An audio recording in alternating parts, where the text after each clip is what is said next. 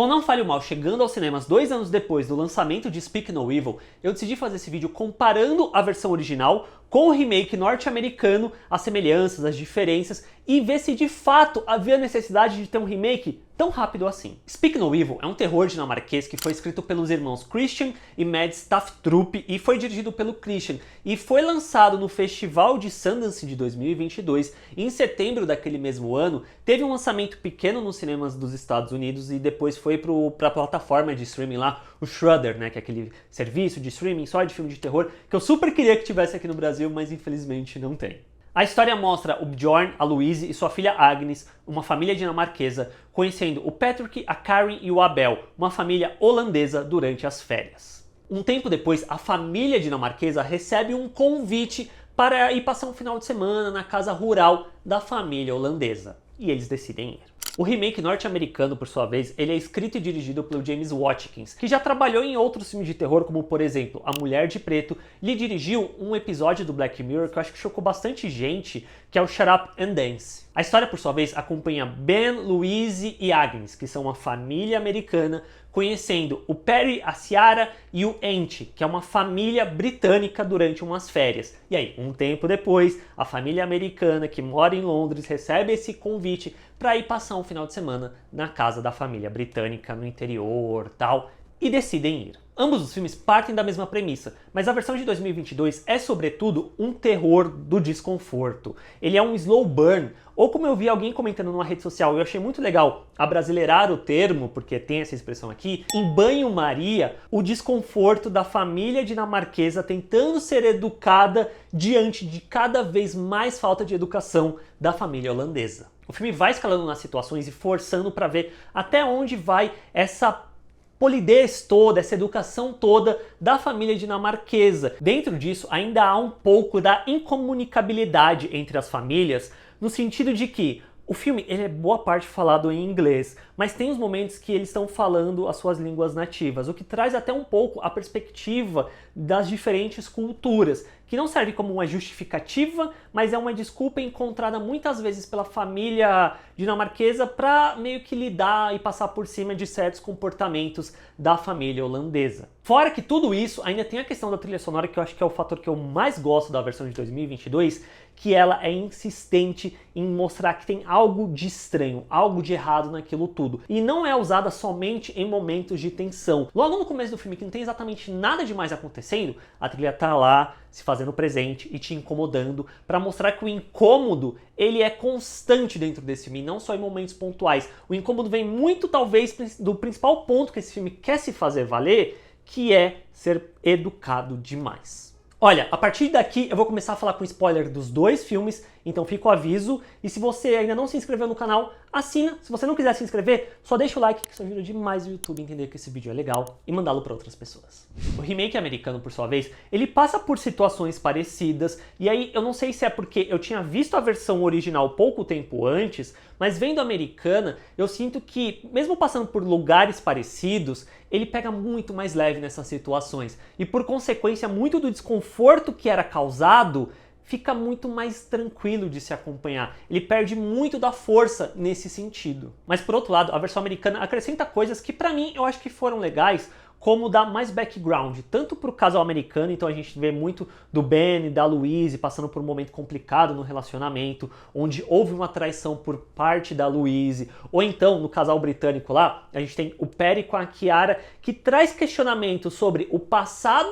da personagem, da mulher, se é verdade ou não, algumas coisas que ela fala, dela ter sido uma das vítimas do Perry, ele falando sobre a questão paternal, o que é família, o que é pai e tal. Além disso, o remake americano, ele acentua uma questão em torno da masculinidade nas diferentes figuras paternas. Na versão original, isso até tá presente, mas eu acho que é num lugar mais de canto, porque é muito em torno do Bjorn olhando para a figura do Patrick num lugar de idealização, de admiração, dele querer ser aquele personagem, que isso é até um pouco presente aqui, mas eu acho que é tão mais acentuado na versão americana, porque os dois personagens são muito diferentes, no ponto em que o Perry, do James McAvoy, é muito interpretado corporalmente, fisicamente, é um personagem que impõe muito da sua presença e da sua masculinidade através da força, e também muito de uma masculinidade tóxica através dos seus comportamentos, e da forma como ele acha que o filho dele tem que agir, e isso sendo levado até o último momento do filme, que é quando ele de fato se mostra orgulhoso do filho,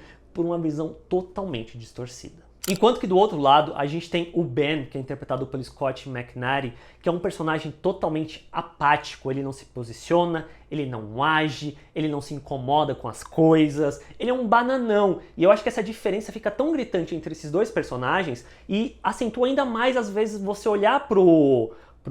Ben e falar, caramba, ele realmente quer se tornar aquele personagem porque ele não é nada daquilo. Porém, é bizarro como o remake, ele quer acrescentar coisas, quer seguir por outros caminhos às vezes, mas ao mesmo tempo ele quer passar por caminhos também já conhecidos, que acaba soando deslocado, principalmente quando a gente chega na grande revelação, que é a mesma, mas acaba sendo abordada, mostrada, talvez seja uma palavra melhor, por caminhos diferentes. A grande revelação é que a família totalmente sem educação, seja a holandesa no original, seja a britânica no remake, convida essas famílias que eles conhecem durante as férias para casa deles, para roubar essas famílias, matarem os pais, ficarem com as crianças, cortando a língua delas e a tratando como se fosse, na verdade, filho deles. E como eu disse, são filmes que acabam lidando com isso de maneiras diferentes, que levam a finais totalmente diferentes. A versão original, o filme dinamarquês, ele apresenta a revelação de uma forma bem mundana. O Bjorn tá andando ali de noite, ele entra no lugar, ele encontra as fotos, ele entende o que está acontecendo, vê o corpo do Abel afogado na piscina,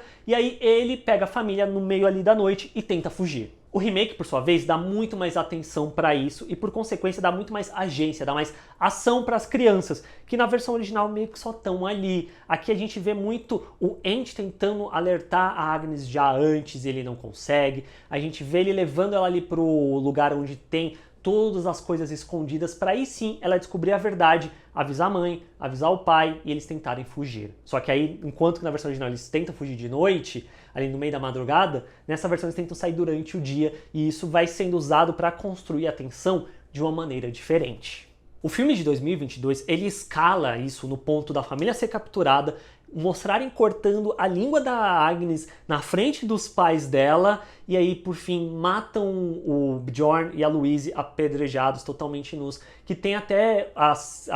o diálogo, né? E que, de fato, eu acho que é o que serve para amarrar toda essa história, que é o Bjorn, se eu não estou enganado, ele pergunta, por que vocês estão fazendo isso? E o Patrick responde, porque vocês nos permitiram. Why are you doing this? Because you let me.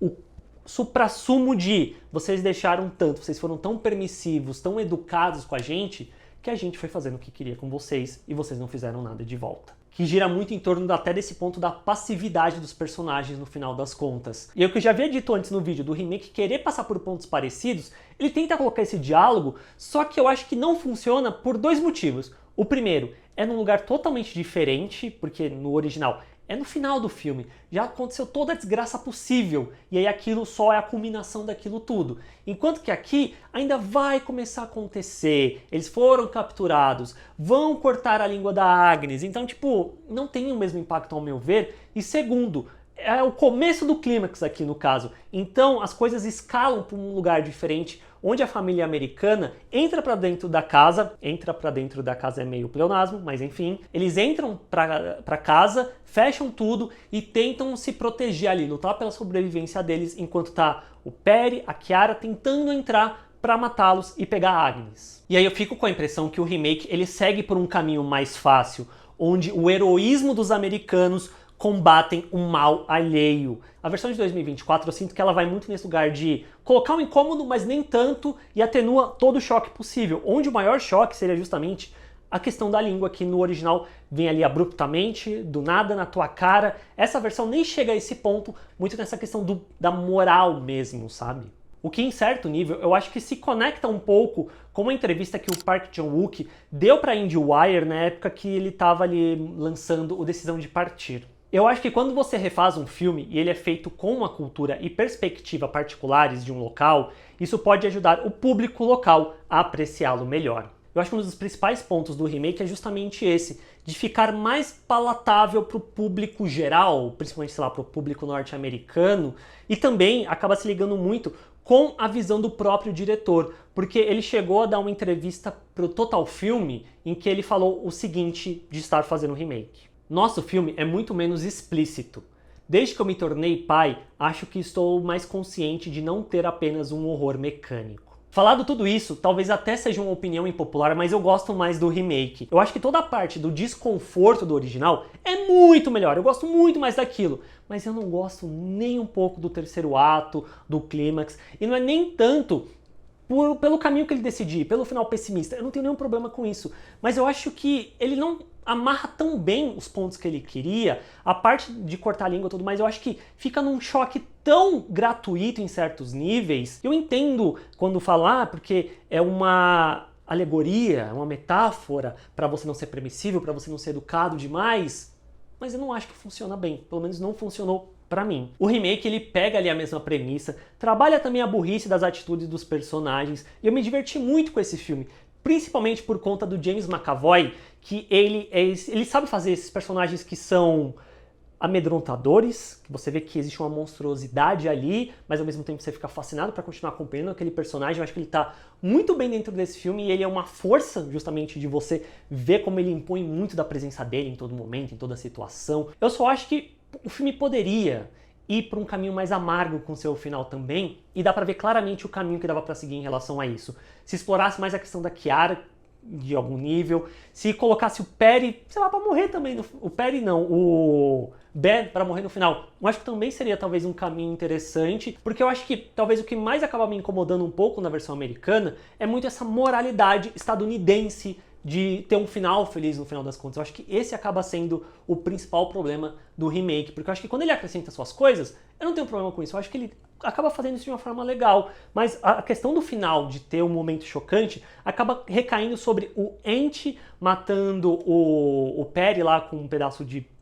pedra que ele encontra e vai batendo na cabeça dele, e aí é isso que eu disse sobre a masculinidade tóxica que o Perry vê e que ele incentiva pro Ente no final das contas de é isso aí, meu garoto. Você vê que ele abre o sorriso nesse momento, que mostra o quão perturbado é esse personagem. E aí, no fim, havia necessidade desse remake americano? Sinceramente, não. Eu não acho que é o nível que o Michael Haneke fez com o Funny Games dele, né? Que, se não me engano, em 97, ele lança o Violência Gratuita, que é um filme austríaco,